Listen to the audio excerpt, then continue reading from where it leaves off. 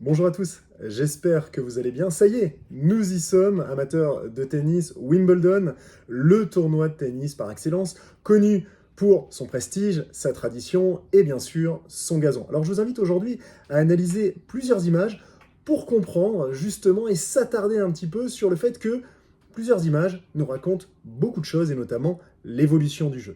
Et vous allez voir que cette évolution, elle est intimement liée à la technologie. Première image, regardez l'usure du terrain. C'est un indicateur qui est très révélateur. Dans les années 70-80, il manque de l'herbe au niveau du filet. L'usure, elle est concentrée au filet.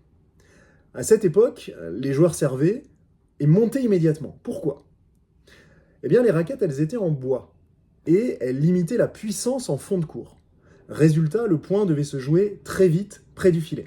Donc, le jeu était plus court, plus instinctif et donc centré sur la prise de balle, une prise de balle tôt et donc une volée. Quand on fait un saut dans le temps et que l'on arrive dans les années 2005-2023, là l'usure, on le voit, elle est totalement concentrée et bien marquée sur la ligne du fond de court. Une des explications, c'est que les matériaux ont changé le jeu. Les raquettes désormais, elles sont en graphite composite, elles sont en fibre de carbone.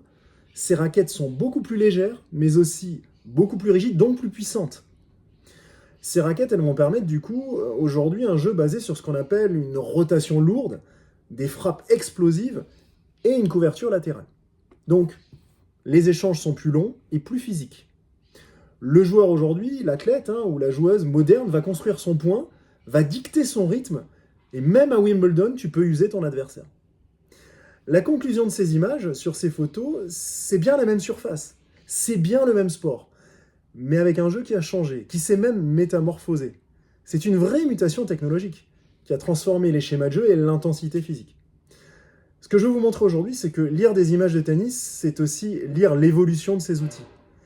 Les raquettes ont changé, les stratégies ont évolué, mais une chose reste, l'avantage va toujours à l'athlète qui comprend le mieux le jeu.